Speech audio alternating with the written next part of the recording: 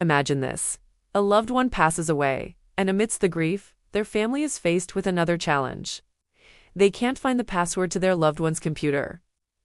They're locked out of the email account, holding flight confirmations for the funeral.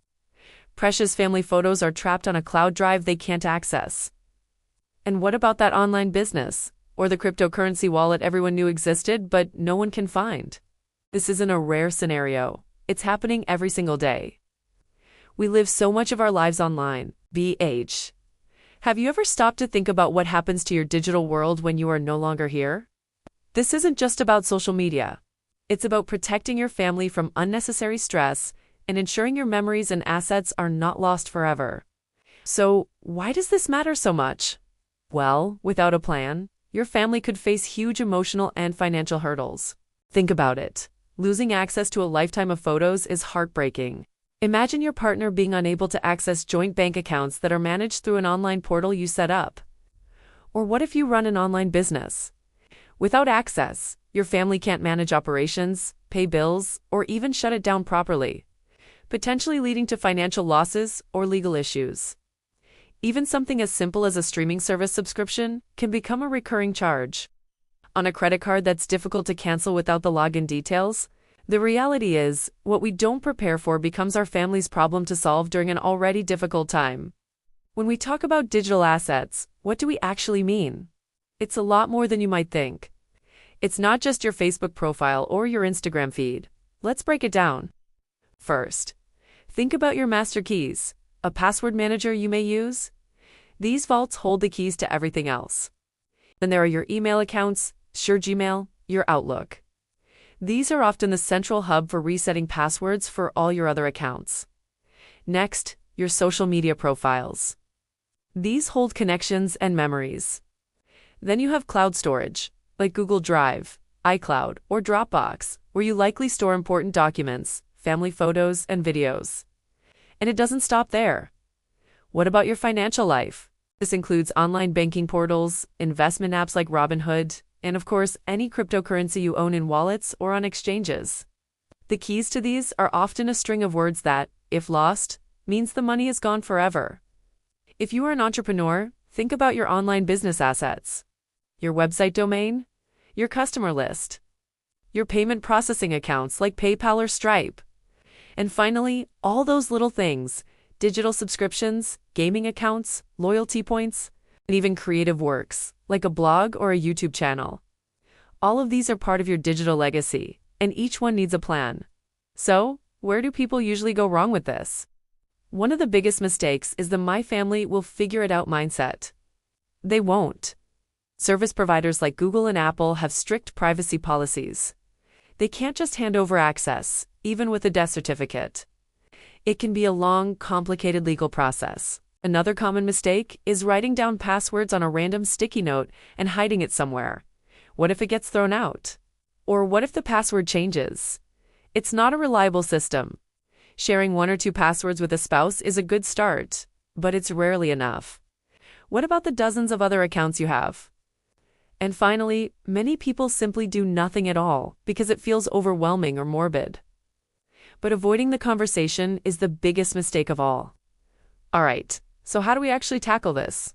I'm going to walk you through a simple, step-by-step framework. You don't need to be a tech genius to do this. The first step is to take inventory. Simply make a list of all your digital assets. Open a spreadsheet or grab a notebook and start writing them down. Think about the categories we just discussed: email, social media, finances, business, photos, and so on. Don't worry about being perfect on the first try. Just start the list. You can add to it over time. Step 2 is to organize the access information. For each item on your list, you'll need to note down the website or service, your username, and a hint for the password. Now, please do not write down the actual passwords.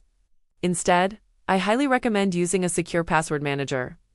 This tool stores all your passwords in one encrypted vault, and you only need to remember one master password. Your job then becomes much simpler. You only need to provide instructions for your family on how to access this one password manager. It's the most secure and efficient way to handle this. Step 3 is crucial. You need to designate a digital executor. This is a trusted person who you will authorize to manage your digital assets after you're gone. It could be your spouse, your child, a sibling, or a close friend. The most important thing is that they are responsible, trustworthy, and comfortable enough with technology to handle the task. Have an open conversation with this person. Let them know what you are asking them to do and where they can find the information they will need. Don't just surprise them with this responsibility in your will. Step 4 is to document your wishes. For each major account, what do you want to happen to it? Do you want your Facebook profile to be memorialized, or do you want it deleted? Do you want your family to download all the photos from your cloud storage? Should your online business be sold, transferred, or shut down? Write these instructions down in a clear, simple document. This isn't a formal legal document, but a guide for your digital executor. It removes the guesswork and ensures your wishes are followed. And finally, step 5. Store this information securely and make it accessible.